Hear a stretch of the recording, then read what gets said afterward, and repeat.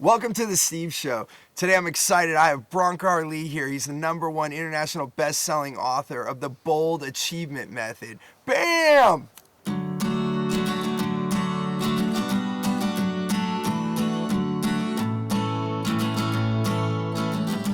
So bam, that's what we're talking about, the Bold Achievement Method with Bronkar Lee. And I'm excited to talk about this because, I mean, so many of us obviously want to achieve certain things. We want to have more in our life. And I have so many questions to ask, but I guess my first burning one is like, what brought you, like in all of your life, and you went on this journey and like, you're like, I'm going to write this book. Like, why this book? Why now?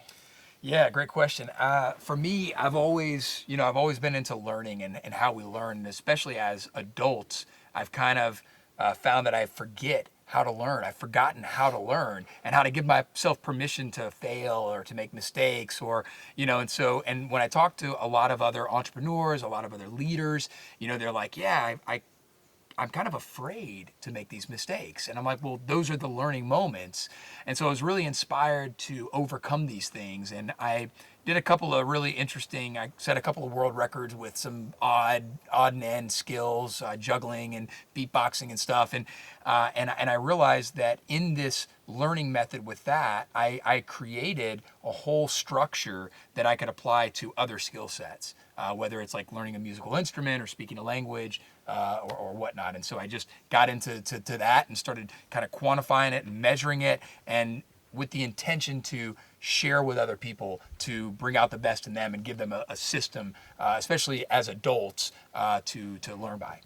So you were able to take something and break a record in a certain area, and then go back and you actually saw, so many people do things and they're like, I don't know how I've done that. Yeah. But so you're saying you went back and you actually saw the steps that you've taken to get there. Exactly. And so you broke those down. Yep. So then everyone can know, okay, if I just do these steps, I can learn that. Absolutely. And to do it in a fun way. Like, to me, learning should be fun. Learning should be an adventure. It should be exciting. And that, really ties into our motivation and how true our motivation is. And if our motivation is solid, then that's fuel for our fire.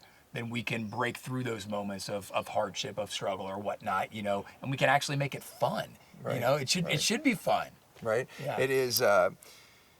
It is the journey. Like, so many of us get caught on the goal, and if we don't have that, then we're not in our alignment or whatever. But actually, the journey is the whole part of it. Mm-hmm. Like, it's when you said we forget how to learn, it just popped into my head. And then seeing your baby, like, Bronkar's here with his baby and his wife right now, and he's got a 10-month-old. But like, when we're that young, like, you're not afraid to fail. Like, think about walking. I mean, if we were all afraid to fail, we'd be crawling around right now. You would have crawled up to this interview. But like, you fall over and over, but you're like, I'm gonna get this. Yeah. So it's kind of like that childlike feeling of like, I can do anything. Is that definitely, and we actually have a part of the book where we think like a baby, and so we started writing the book when Elijah was really young and just weeks old, and my wife and I wrote it together, and so we were watching his learning evolution, and still are, especially with crawling, with rolling over, with walking, things like this, and I was really monitoring those, and I was like, interesting, because he would just fail. And then to him, it isn't failing. It's just, I'm doing. Yeah. This is the process. I'm doing. And then I actually, in this writing the book process, I interviewed my friend Lance Ringwald, who's a 2-time Olympic gymnast. And he said, every time they would make a mistake or fall or fail, that was one step closer to getting the trick. You know what I mean? And it's the same thing that Elijah, my son, was doing, was he would just do it, and then he would hopefully analyze what he did and then not choose to do X, Y, or Z because the outcome is DWX, whatever it is, and he would choose to do this, and then he would recalibrate and learn based upon his last attempt. Like a cause and effect, and then I did this, and this is what the result was, so let's try it a slightly different way, right? Right? Because the failure or the mistake is inevitable as a human. As humans, we're going to do that. That's everything. But it's what we choose to do with those mistakes, how we analyze them, Yeah. how we learn from them. That's what really dictates the people we become. Yeah, I believe it too. Like one of my coaches and teachers, Carl Bouquet, always says that failure is actually feedback.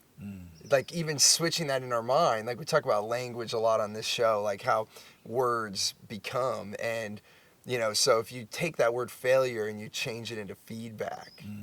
That's what we're talking about, right? Like, when Elijah does something, then that failure is not a failure. It's just actually feedback. It's calibrating us so that we can say, oh, that didn't work. Let me adjust. Yeah. So if you look at it as feedback, failure, that word in our language and today in America, right? That's like, oh, like you're a loser or something. But if you can actually take the things that don't go the way we want and change that into feedback, that's basically what we're talking about. I guess I'm curious, like with the short amount of time we have today, like, if you could take, because you've broken down this process, and obviously people have to get the whole book and learn this so that they can learn more. But for starters, like what's one thing that we forget? You say we forget to learn. So what's one thing that you see over and over that we could take as an idea right now and say, if you just look at this, you can actually learn or achieve more? Yeah. I know a large component is our time management. And that's something that a lot of people struggle with. It's like, I don't have time. I don't have, I have a family. I have, I have to provide for people. I have my business. I have, all this other stuff. How do I find time? And so what we do is we go in and actually time log and see what we're spending our time on. Maybe you time log for a week and you actually write down what you do in that, every day. Okay. And then a lot of times for me and most people, we'll go in and see, oh, I actually check Facebook, no offense to Facebook, but I actually check Facebook maybe, 5 times throughout the day. Maybe it's only for a few minutes, but that adds up. Right. And so that's, 15 minutes a day or whatever. And that adds up to 2 hours a week. 3 hours. Like Or- what they say the average is right now, it's crazy. Yeah, So yeah. the hours. Anyway, keep going. So so you look for those patterns, right? And you're like, okay, well, how much value is that pattern bringing me? And is there a way to minimize that a bit more and to structure my day to where you find you actually have time to do this? And then, as we were discussing earlier, it's about the consistency of the thing. Yeah. So one of the parts for the Bold Achievement Method that we used to quantify was the skill for me of learning to play saxophone. And when I learned to play saxophone, I literally became a professional sax player in 63 days without ever touching the instrument. Wow. That's because I logged a lot of time doing it, and I created space in my calendar. It came at the right time, so I was able to put in the time for it, right? And I'm not a master at all. When I say professional, I mean I got paid to play saxophone at a gig, Right, yeah. But I wasn't a master. But still, that's quite an achievement. Yeah, but I created space for it because it was a priority for me. So the motivation was strong for me to do it, and I got very clear. And this is more than one takeaway. Sorry, Yeah, right. But We can't help ourselves but to give more. I know, I'm so excited. I'm like, I want to share. So I got very clear on my intentions, and I had 4 really clear intentions when I started, and so I mapped those out, and I had those 4 intentions as my guiding light, and I used that as fuel for my fire. I used that as my beacon, and it was like, that's where I'm going. That's what I'm doing. It's all about, for me, it's career enhancement, it's self-expression, it's personal development, it's how am I contributing to other people. And so when I was clear on my intentions, that was my fuel. I knew where I was going. Then I could use the methodology to then achieve it. But the big part was creating that space. And so when we create that space, we move the smaller thing out, we create space for the bigger yes. Absolutely. Really, yeah. Yeah, absolutely. And that's coming back to that language, so we're embedding that into our head. And it's amazing, 63 days, so that's, I think one thing we were talking about before we started running the cameras is that, so many of us as entrepreneurs and executives, this busy lifestyle, like there's even actually coaches out there that have said, and this is today, right now, like 18 hours a day. If you're not working that, then you're not an entrepreneur. And I disagree with that. Like Yes. I think that's a belief, And I remember my family's Italian immigrants, and it's almost like grinding that Italian coffee grinder. And with today, now we can go get a grinder in like 2 seconds, bzzz, Yeah. and we have it done. So I'm curious because a lot of people that watch the show, they're thinking, how can they have more life? I mean, you know, as an entrepreneur and an executive, we build these careers and then we get there, we might have success, but then we're like, where are I? So I'm curious with the bold achievement method, like, what can you say about that? About, like, you know, being able to achieve what you want and actually have more of the life that you want. Yeah, you know? great question. And I think, like, I'm really into lifestyle balance as well, especially with my new son, and, you know, having the family time is really important. A lot of it is creating the right environment to do the tasks that you want to do so that you can achieve it in a shorter amount of time. Yeah. So there's in the methodology, we talk about creating a space, like setting up your space.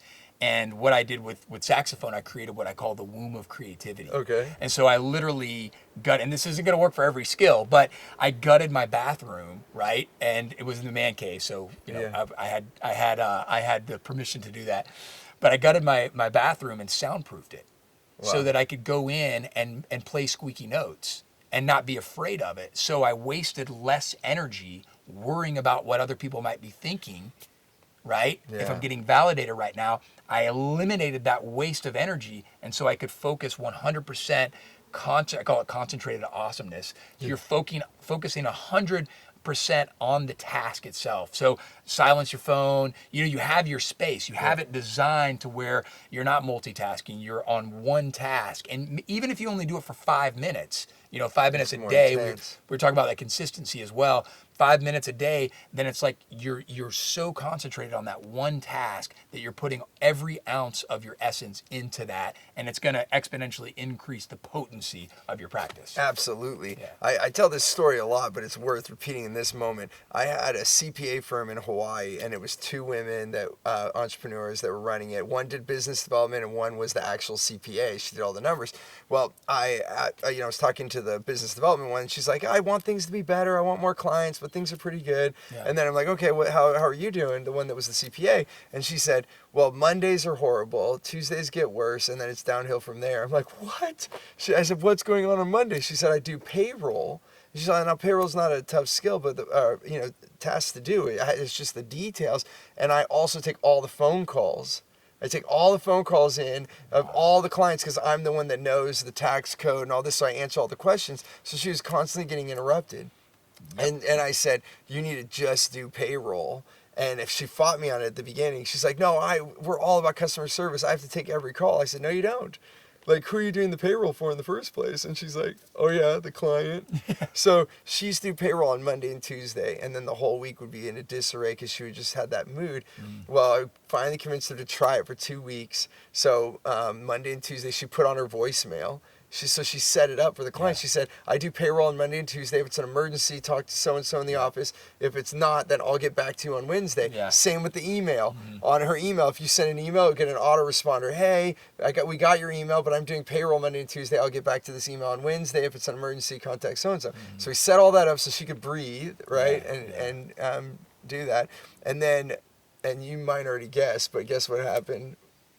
She got it all done on Monday. Yeah. She didn't even need Tuesday. Yeah. So that's that preciseness. So, and she was even getting done by 2:00 on Monday. So Monday became her favorite day because she was going to the beach and goofing off. Yeah. And then Tuesday through Friday, she answered all the clients' questions. But it just, taking what you just did with the saxophone and having that concentrated, no distraction kind of thing. Yeah. Allowed her to take a 2-day miserable experience in business and condense it down to almost a half day. Yeah. Right, so it's that same. Absolutely, I just thought of this story. It's and those types of things change our life. And I think that it's funny how the saxophone brought some outside perspective as well. You're worried about the squeaking, but think about, she was worried about what the client was thinking. Yeah, absolutely. It's the same thing. Same thing. And then and then a couple of things are happening. One is your energy is just being depleted because maybe it's a state of worry or fear or doubt or insecurity, whatever it is. But then also you're changing tasks, right? And like, how can you change? Oh, you're answering the phone, but then you're doing the thing, and so there's that whole moment of like recalibrating. You know what I mean? Like this task to this task, and it's just Yeah, And that's you're why it was a wasting- nightmare for her, because she was like, where did I leave off? Oh, did this person have Yeah. child support? Do I have to deduct Yeah. this on this payroll? And you have to do it right. Like, you don't want to mess up payroll. Yeah. Like, nobody wants to get their check and say, what? Sure, sure. So but you're right. She had to re-look where she was, and it like more than tripled. It like almost tripled her time. Well, then, yeah, because you could quantify that because there's task 1, answering calls. There's task 2, doing payroll, and then in the middle, there's the time of shifting. So you're having to go this way here, and then you're having to go back this way here. So you're having to cross this little step right here on both ways. That people don't even notice. Yeah. That people don't even notice. That's getting the microscope out and really analyzing it. There's, and we know that perspective is everything. You have the cosmic perspective, but then you have that microcosmic perspective, the macro and the micro. Yeah. And when you really get in there, you're like, I see, when you get into that DNA, you break that atom open and you're inside of it and you're like, now we see what it's really, comprised of. Yeah. Well, and that's why I was intrigued that you actually saw the steps that you took. Yeah. That you were able to take and have and be able to have the awareness Yes. to go back and build this process. That's the microscope Yep. that you had a unique perspective on, because I think most people I meet, they do something remarkable, and it's that unconscious competent. They're unconscious even about how competent they are in it. But if you can actually be conscious of it, like you have been, what an amazing treat that we all have to have this book serious, because you were able to pause and slow down the movie enough to see the steps so that we can all have that. Yeah. So I'm curious, like, what's one other thing like that you think, if you think of business owners and entrepreneurs out there, what's one big thing that, like, if you could give them, if you could only see them for this moment right now and you could tell them one thing about how to achieve more, what would be that one thing? Yeah, one thing leads to 10. But I know, right? But like, if you could give them just one teaser, obviously they have to get the book if they want to see the whole thing. Yeah. So what's that one takeaway that they could take to maybe think differently today? Like, they finish watching this video and they say, you know what, I'm going to try doing what Bronkar said. Well, I think a lot of it is, really there's, because there's 6 main parts to the process. I would say the part about rounding up your crew is a really big takeaway, and that's the people that you surround yourself with that's paramount. That's everything. We've talked about this, and having the proper support team in place that's game changer. And it's about simply starting that, whether that's just speaking your intention out loud, sharing that with somebody else. You know what I mean? Like, I know there have been moments where I've wanted to learn something new or achieve a new skill or a different level on something. And I'm like, how do I start? Well, I start by, of course, thinking about it, but then I start by sharing it with somebody. Once I share that with you, then it becomes real, because then you're holding me accountable. And that could be a friend, that could be a peer, that could be, we have it broken down, it could be a cheerleader, it could be a mentor or a master or an instructor. There's a lot of different types of people you can have on your support team, but it's really about stating it out loud, because then it becomes a real thing that's living in our reality, in our physical reality, so stating it out loud and just putting it out there is such a big thing, even if it's scary, Yeah. But then that allows for the first step to happen. Yeah. That's amazing. Yeah. Well, I'm so happy that you were able to come over and be a part of this and just share a light of the bold achievement method, because I think we're all looking to do more in our life and to do it in shorter periods of time, and then be aware of the steps to take. Yeah. And just by taking this formula, you can learn anything. Yeah. And by also being excited to learn. Like, learning is limitless. Learning is an adventure. Learning is an opportunity. Learning is life. Yeah. And at a certain point, especially as entrepreneurs or leaders, we get to a place where we're masters of like one particular craft or a couple of different crafts, right? And so we forget what it's like to learn.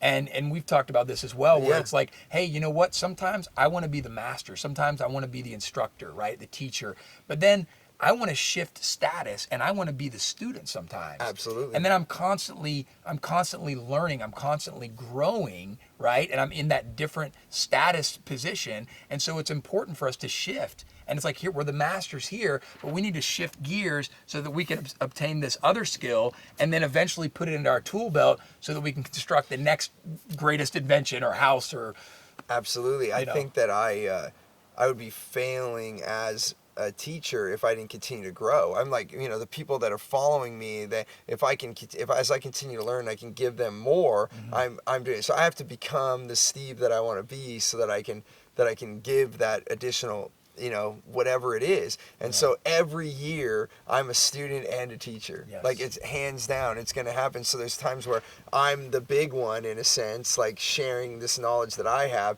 And then the next weekend I might be the smallest one in another group where I'm learning so much from them. And that's what I want to keep doing. Like I always say, that the day I die will be the day I stop learning. And actually, I don't even believe that anymore. I think I'm going to learn more that day than any other day. Who knows? So so life is amazing. And I just it's a great place to finish this interview, is that it is the journey. So many of us, I think we started with this. So many of us fixate on that end goal that we almost are uncomfortable, or like, oh my gosh, I have to get this done as fast as I can so that I can have this, instead of enjoying it. And even, that's probably how this came about. You probably enjoyed your method so much that you actually saw the method. That's probably why it's a blink. I'm speculating here. It's not that, I haven't done the research on this, but I think that somebody's probably like trying to get through this so fast so they can have this, that they don't even look at it. And the fact that you're enjoying the journey is probably how you slowed down enough to see how you had done it. Absolutely. It's all those mini moments. There's the mini moments and the mega moments. And the mini moments are what, there's maybe dozens or hundreds or thousands that are, that make up that mega moment, And it's like, it's all about those moments, all about the subtle moments. It's all about the sharing. And that's where the composition is, that's where the process is illuminated, really. It's the metacognition, right? But it's also just sharing the moments with people, or other people reflecting back and us saying, oh yeah, it wasn't necessarily a huge epiphany. It was just a conversation. It's like, oh yeah, that's part of the whole, when you chronological order of, you break it down, it's like, it's a beautiful thing, brother. Yeah. Well, and I'm so excited, and thanks for coming on the show. And I think everyone should get the Bold Achievement Method. Bronkar Lee is amazing, brother. Thanks for coming on the show. And just for those of you out there, like, I'd love to, if you thought this was valuable, share this with others. Check in and answer questions. I'm sure. I mean, how are you active on social media a bit? I am, Perfect. So I am too. So like, what questions you have, Bronkar and I will chime in where we can. Sometimes give us 48 hours, but we'll get in there. But thanks again so much, Bronkar, and we look forward to helping all of you more. Until then, keep being awesome.